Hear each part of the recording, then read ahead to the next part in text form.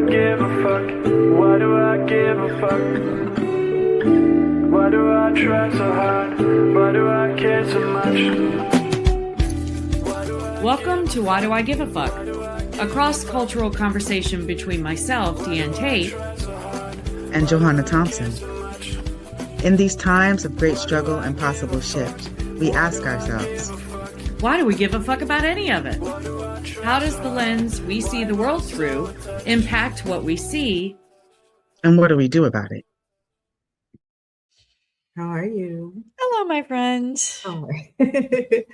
How am I? Yes, how are you? I am here. I am weary, but I am here. What is the thing that's holding you the most weary at this moment? It just has been, it's been a time in life where life just keeps lifing, since Thanksgiving. I've had continuous family members with pretty intense illnesses, getting married in the middle of all of that. And my daughter's apartment burning down, and then now a death in the family that we need to travel for services and whatnot. So I need to do a little bit more filling up of my cup, because the cup is rapidly getting empty, and I'm getting short. My fuse is like really short, and I'm striking out a little bit more than I should, and so all those things, need to take care of myself. So absolutely. I receive that. I receive the sentiment and the intention to be filling up our cups the best that we can, because I'm still struggling with trying to keep an organization that does some type of transitional social justice work afloat. After having been abandoned, after spending 2-year period trying to go through a DEI process, and then seeing the discomfort of that process, and believing that caused a lot of exiting, of being able to have to sit in the realities of our world. And that is a transition into this conversation about the state of the union, the state of our actual union, when we are talking about on a level of being somebody who is experiencing life as a U.S. citizen at this moment in time under the current administration.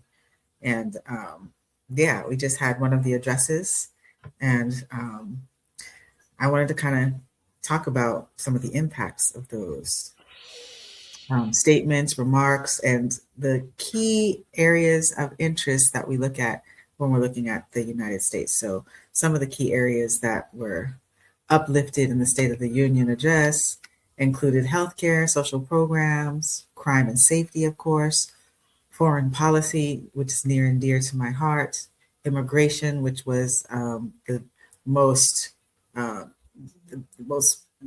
glaring example of violence and harm they're experiencing, and of course, our economy, as the U.S. is experiencing a different economic positioning across the globe, and what Trump's policies are to address and deal with that. So, while we're dealing with our individual lives, trying to stay afloat as U.S. citizens on this territory, and the state of our union and our reality, and then what our administration is experiencing as the state of the union.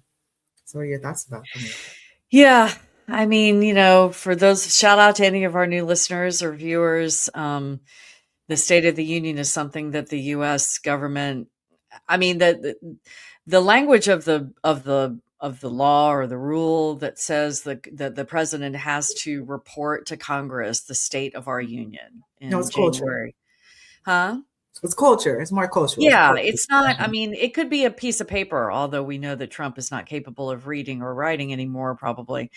So it doesn't have to be this big pageantry, but it has, of course, been that for many years, over many administrations, and Trump is no different in that. And they tend to invite certain people to make certain points. They'll invite guests to stand up and be applauded and be highlighted to signify or make the point of whatever whatever foolishness they're trying to get across to the people that are watching. And the way the chamber is set up is very obviously partisan. All of the Republicans sit on one side and all of the Democrats sit on the other, depending on There's a who. specific area for the Supreme Court justices. Yes, they're down in front, but they don't Very have showy. not all of them are always there. So but they're not allowed to applaud. They're not allowed to stand up. No They're not allowed to responsiveness. react in any way. They even go so far as to designate a survivor. So there's always one member of Congress, and they don't know who that's going to be until the day of the address, that gets told they can't come. And that person is, because if anything happens and somebody attacks the Capitol building with all of the leaders inside, because the president, the vice president, the speaker of the House. Everyone's there. Oh, I did not know. Yeah. Ritual. Okay. There's actually a television show Wow. called Designated Survivor, and that's Mm. what it's referring to. So every year during the State of the Union, there's always one member of Congress that gets told at the very last minute they can't go. Hold on. And Why don't we get to vote on who that person is? Yeah, It should be something that should be set to the usually- American public to be able to vote on. You would think, but it's usually a very insignificant person that nobody really knows about or cares How is about, like the that? Department And of they would be the Agriculture. person designated to run our country. Yeah, they're the person that if somebody attacks the Capitol and takes out all of our leaders, that's the person that's going to be the leader. So it's and This is nobody how ever old knows were you who it today is. when you learn this type of situation. I never heard of it before. Yeah. Unbelievable. Well, what's interesting is that this year, we were just discussing before we came on that I was saying that I wished that all of the Democrats would just not show up, Right. because as we're going to talk about in some of the things that came up during the State of the Union, the pattern is usually that the president offers remarks, and when he makes a point that he's particularly proud of, then he waits for everybody to applaud. And it's usually either his side, the people that support him are going to stand up and applaud, and the others sit down and are silent. Sometimes the people that sit down also applaud, but they don't stand up. So it's definitely a show of your positioning. Yeah, it's on all the theater, issues. all theater. Yes. But I would love, because this particular president is such an attention hoarder, I would love for the Democrats to have last year, remember they had those signs. They had those little signs that they that they held up, and, they thought that was doing something. And I'm like, why are you even going? So this year, there were particular members of Congress that did not go. I don't know what the number is. I know that my senator, Chris Murphy, was one of them. And apparently they had a rally. They held a rally in the mall, which is that long stretch of grass in DC between the Washington Monument and the White House. And so they apparently had a rally or something in defiance of the State of the Union. So yeah, it's all theater. It's always been all theater, but with Trump at the helm, it's particularly theater-esque. Right. I mean, because we elected into office a reality show host, right? A theatrical player, somebody who knows how to play the game at the height of the game, right?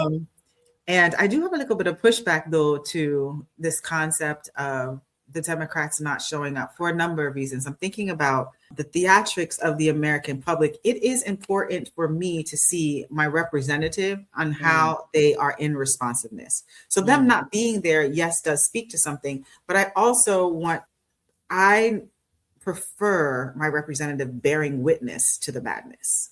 To being present, to actually being like, I was there, I saw, heard, and understood the legislation or the ideology to have been received in this way. Like, I want you to be present. And I also want you to be representative of my positioning in this person's space, to like physically stand and say that I am not in agreement, or I am in agreement with some of the things that you're talking about. I think that that's really important to see. There was a moment where I remember Donald Trump saying, "Oh, it's crazy. Look at them. They're not standing up for this. It's crazy. It's crazy. It's crazy." And even in the theatrics of that, there was a statement. When you're not present, you're just not present. So you can't actually have that engagement to see your actual stance and responsiveness. And so I enjoy seeing the responsiveness of both of the crowds. I enjoy seeing how thoroughly committed the size of people that are aligned with him, how they operate, like what they're standing, what they're excited about, like how loud the clap is for certain policies, because then it gives some knowledge about how legislation is going to move and the way that these people are thinking about representing and legislating the United States. It's really important to watch that level of theatrics, because I think it's a lot of truth telling and storytelling in it. I think I agree with you in theory based on how the State of the Union has operated in the past, but it's so obvious and clear. I mean, it's always been partisan, but I feel like it's even more so, like the veil, the hood, all of that is no longer present. And because this particular president craves attention and he craves people being there, he craves the Democrats showing up. The thing that he kind of went off on, they're not standing, is the statement that he had made, as I remember it, is that American citizens are more important than illegal aliens. He used the term illegal alien to refer to anybody who is not designated as an American citizen and who has come to this country seeking asylum or whatever, and who might be undocumented. And he had used that term all throughout the toast, all throughout the speech. But it is like a toast. It is like a toast. It's a roast, really. But that's when the Democrats didn't stand up. Then it was all about shame on them for not standing up. They don't care about American citizens. They care more about illegal aliens. Which is also like, if they had not shown up, think about how the spin on that. Well, that's my point. But that's my point, is that if they weren't there at all, first of all, it takes them weeks to write this speech, right? And he relies on the Democrats being there and not standing up and not applauding at certain times so that he can have that moment of, look how messed up they are. They don't, they're not true Americans. If they weren't there at all, none of his laugh lines, none of his jokes, none of his pre-existing or expectation of being able to, say fuck you to the Democrats because they didn't do what he knew they weren't going to do in whatever moment. None of that would have worked because they wouldn't have been there, right? Yeah, but something more, I think, intensely impactful could have happened. They're not even here. Look how much they don't care. They're not even here to represent and to. Yeah, but how many times could he say that before he had entire time? Yeah, marketing and branding means that he would be doing what they've done with white supremacy, saying that whiteness is great forever and ever and ever. It's repetition. But he said that anyway. Doing repetition on the immigrants of being like over criminalized. Yeah, I just think that would have been a much more disastrous outcome for him to be able to say they're not even showing up for you, American people, U.S. citizens. They're not even showing up to hear what the State of the Union is. But we know that's not true. We know that none of that he said is true. Right, I know. But it's like if all of the Democrats who had chosen not to show up, if they had done what, the ones that didn't go did on the mall, for example, they all got in front of a microphone and said, I'm not going, and here's why I'm not going, X, Y, and Z. I am going to be in a town hall in my district. So come and spend time with me and let's talk about how we can fix. It was an opportunity for them to do it differently, to not only totally derail anything that he would have said, because everything he said in that room wasn't true anyway. Everything he said in that room was completely upholding white supremacy anyway. Had they not been there and had he not really anticipated them not being there, it would have, definitely would have thrown him off his game. It would have thrown him off, and he would not have been able to just keep saying, look, they're not here. Look, they're not here. Or he would have, and would have completely derailed the whole night anyway. So to me, them being there, I hear what you're saying about you wanting them to be there to represent you. And I guess to bear witness. to bear witness, but it's like they could bear witness in many other ways. They didn't have to be there to bear witness, and not being there could have been a real statement, and they could have done something different with their time that would have been more, would not have given him the show that he wanted to have. So they did two things. They gave him the show that he wanted, and they didn't affect anything that happened in that room. It would have happened anyway. So I guess I want him to shake it up and do it a little differently. And, you know. So. No, I definitely hear your organizing disruptive spirits in it. I hear it. And we need that. We absolutely 100% need that. And just like different strategies and tactics, I do think that I don't put the stealth skill to spin narratives towards their side and their intentional purpose. I believe that the administration and the party have that skill really well developed. The Republicans? Yes. Yeah. Oh yeah.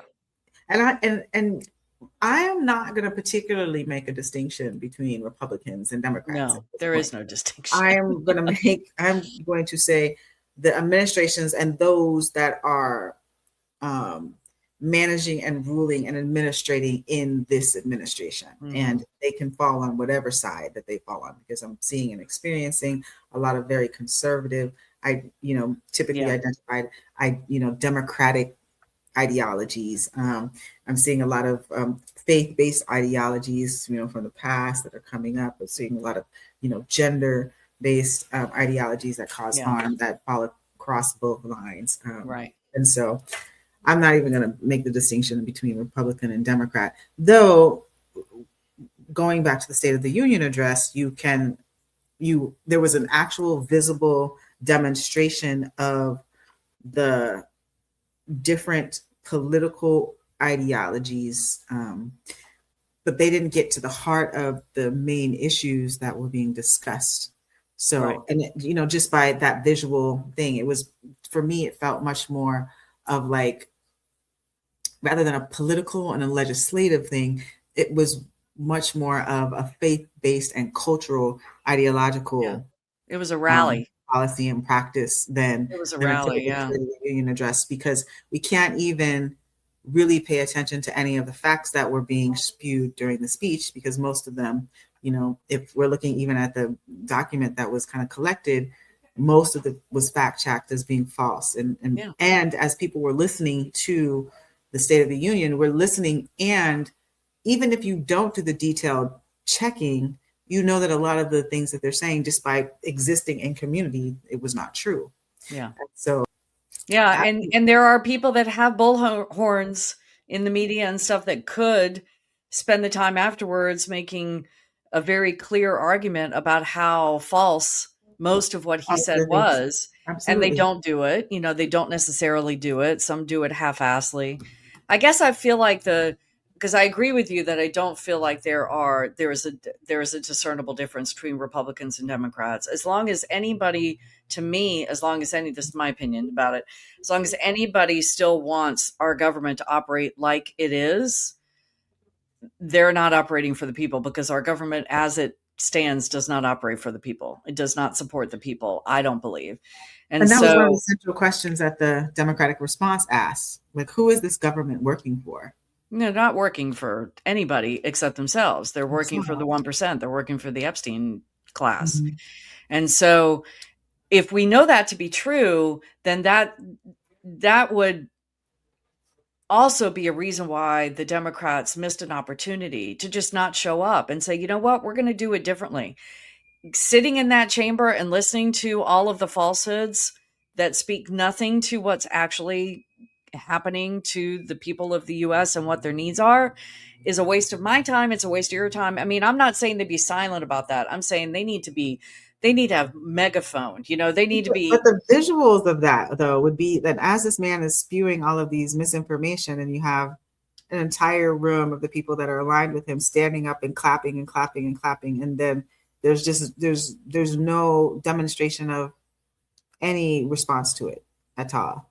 Yeah, I get that. I just don't know if anybody is watching the State of the Union. I feel like they would understand that if the Democrats weren't there, why they weren't there, and But what if I'm they saying to wanted you to is that for believe, me, I would be upset. So not anybody, because I'm literally like, if they weren't there, right.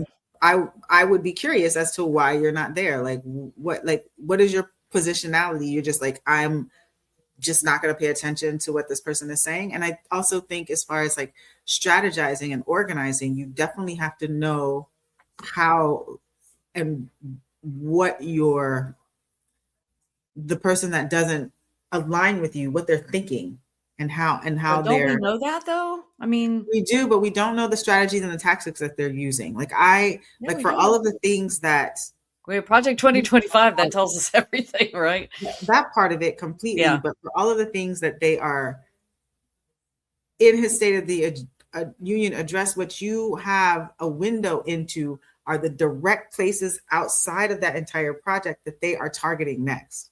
So like if you're looking at the economy, you know what I mean? Like you're seeing like the specific details. If he starts to say that, oh, we're taking away driver's licenses for people, then you automatically begin to know within the context of Project 2025, then that is just a methodology to remove people from being able to have vote, for remove people from being able to have benefits, for remove people to be able to move, with freedom and autonomy, because if you get stopped and you don't have an ID, then you now know that you're going to be over criminalized and put into these new jails that they're building up in different communities. So to hear those things and to have your representative sit in responsiveness to it, like to bear witness to the harm and the violation that the administration is going to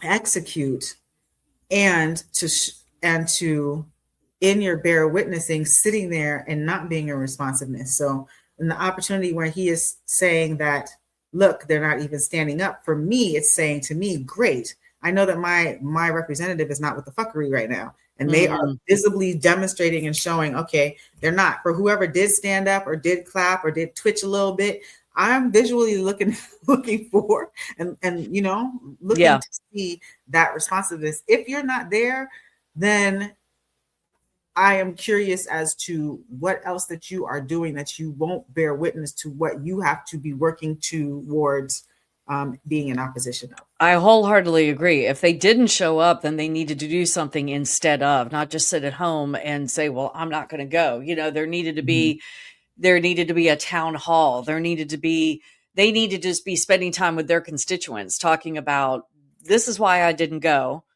because we know that everything he's going to spout is not true. And we can all watch it afterwards because it'll be available on all the platforms to look at and to dismember and take apart and look at all the details of it. So let's talk about what we can do differently. I wholeheartedly agree. We got to hear the plans. We got to hear him say that he's going to. I don't know that did he say anything that surprised you? I'm curious. I was definitely, when he started talking about the driver's licenses, I was surprised that he was clearly saying we're going to take away, like, to hear like that's what's going to be the execution. I was like a little bit like, not surprise is not the way, but like saddened by the affirmation of it, right? And knowing that they're going to move forward with the legislation and and being able in that moment to recognize the impact of that. And then also thinking also in that moment of, okay, what are the different types of programs and policies that we can put in place to secure folks like that? So how can we, if they can't get a driver's license, they still can get and apply for just at least state licenses. So you might not be able to drive, but at least you can have some form of an ID if they will allow you to have an ID, because you can't get an ID. They just have to have their dead name on it. They have to have their. Well, that's for the trans community, but I'm talking about for the migrant community. Oh, right? Gotcha. In Florida, in particular, I'm thinking about the tons of people who are, immigrant status at this point. If you're all of your driver's license IDs, what are the other IDs that we could make sure that people get? They could get a medical ID, they could get just the state ID, other things like that. So like that's what my brain goes into. I got to hear what it is that this man is talking about actually doing. We know the overall template of the policy through Project 2025, but we don't know the specific execution. And during the State of the Union, he kind of alludes to that. He alludes to the things that he's going to praise. Yeah. And to hear that, so that then you can go back into the town halls and say, what are the things that we're going to do to stand against that and make sure that the American citizen and populations are able to survive and thrive in their communities under this type of administration. I think that's an argument for all of us as, people that are interested in learning about what he's going to say. I think all of the members of Congress get a copy of the speech before he even says it. So if they want to know what he's going to say, it's right there. I hear what you're saying about wanting them to bear witness. I guess I'm past that and wanting to just break out of, I want to see our elected officials, if they're going to stay elected officials, I want them to do it differently. I want them to think outside the box and shake it up, and not just give him another 2 hours of unending, uninterrupted ability rally time to just, to show everybody how stupid he is and how uneducated he is, or how impaired he is. I mean, he still gets that without them showing up. Oh, I know. I know. He gets the 2 hours. The networks, he gets the 2 hours. I know. Yeah. And if anybody that I elected, that I voted for, I would rather them spend their time doing something different, than, because they know what he's about. They know what he's going to do. I mean, I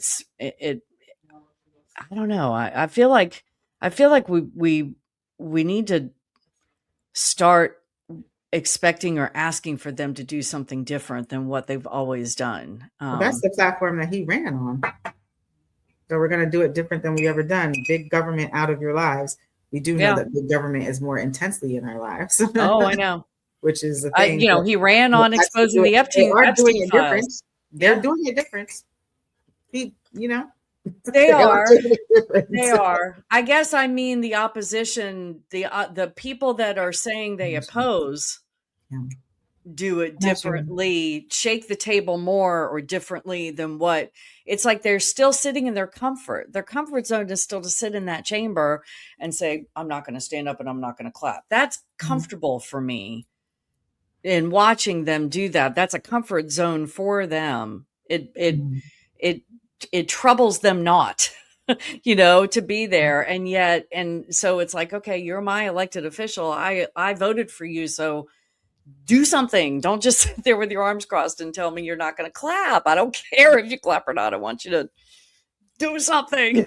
So you want some movement. and the thing to do, because I love really focusing on solutions. The thing to do would be in community, be having town halls, be mobilizing, kind of collective power building and action when this legislation comes in, like all of the legal components to be able to slow down the process of it getting approved when you're living in states like Florida that has a shortened legislative session. And so you can't get things done as quickly as you would like it to go. And then you'd have to wait for the next legislative session to open up.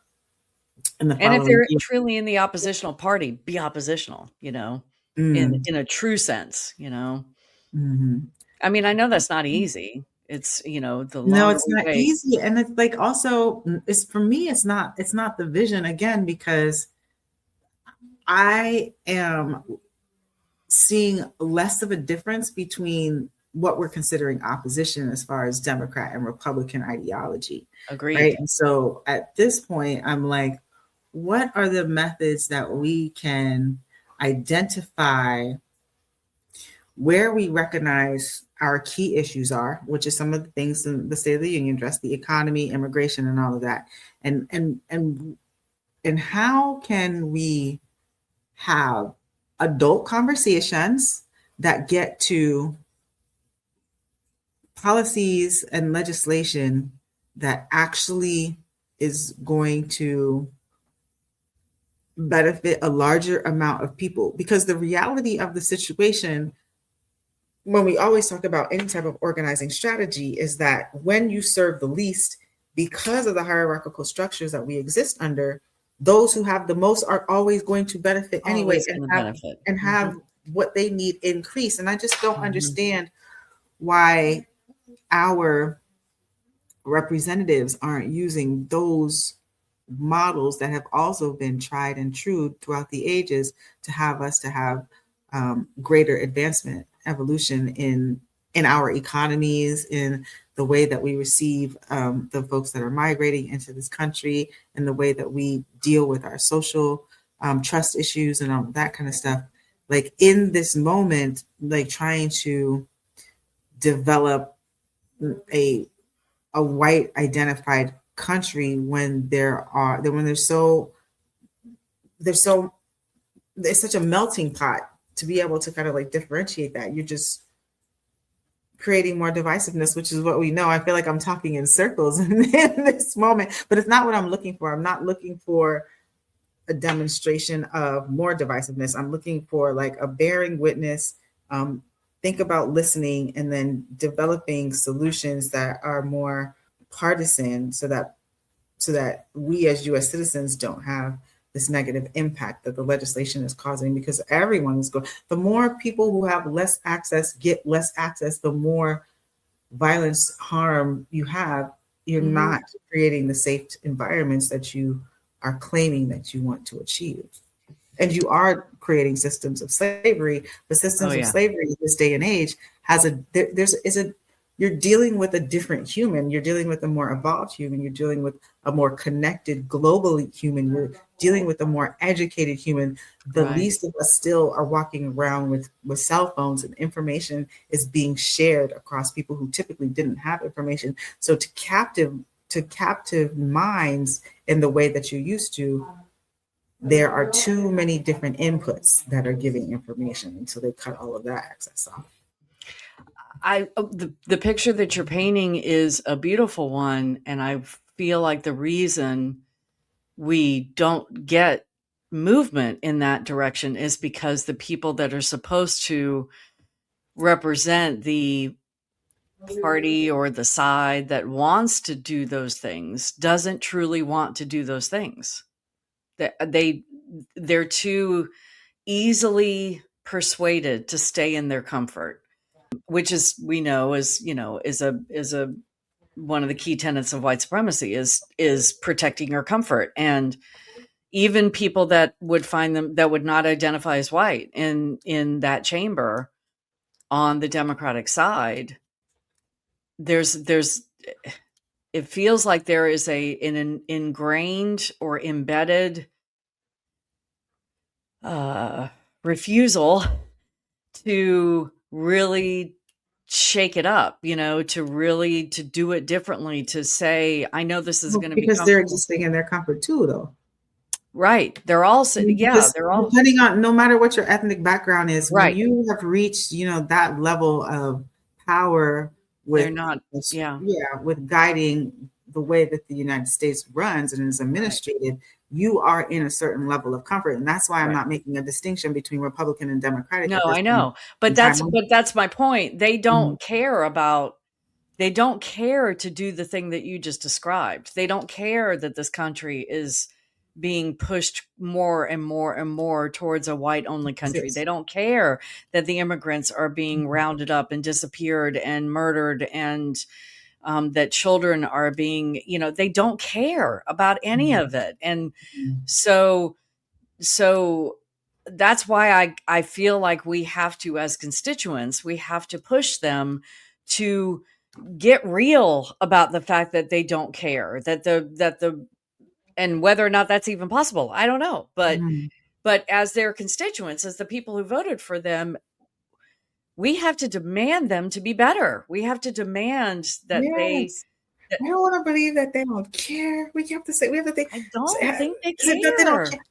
I'm curious about not caring or trying to identify methods to take screws out of the machine piece by piece, because blowing up the machine is not see it if they're actually doing that. I would love to see it, but I don't see that. I mean, that circling back to, I wish they hadn't just I wish they just hadn't shown up To me, that's taking some screws out of the machine. It wouldn't have impacted, it wouldn't have changed his trajectory or what he was going to talk about, but it would have shook it up.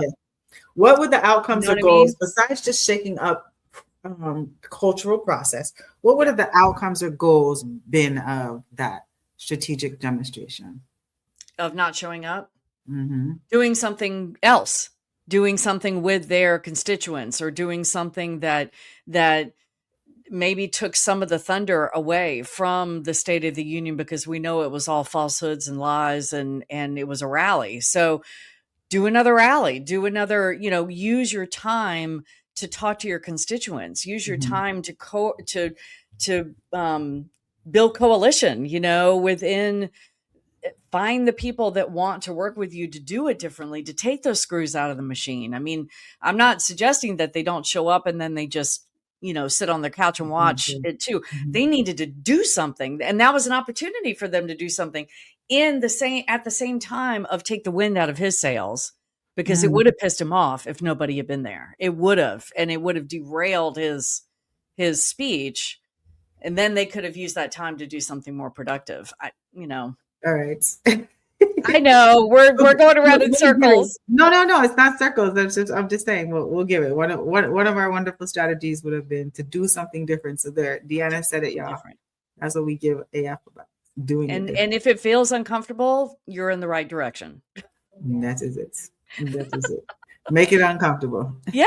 Whatever feels uncomfortable, it's like, okay, I'm just going to keep doing that, because clearly that's going to be the thing that is going to be the not the solution, but it's like, we know, especially as white people, I'm talking about whiteness right now, we are so used to being comfortable that I don't always know what the right thing to do in certain circumstances is, but I do know that if I feel uncomfortable doing it, it's probably the right thing, because my comfort is in every space, right? So if I'm uncomfortable, I'm on the right track. Something is happening. Yes. Yeah. I love it. Let's get uncomfortable. Let's do it, man. Let's do it. And let's demand our electeds get uncomfortable. Get uncomfortable and create different change. Do something. That is it. Thanks for joining us. Until next time, as you move throughout your day, continue to ask yourself, Why Do I Give a Fuck is produced in collaboration with Johanna and Diane. Music by Norwegian musician Water. See you next time.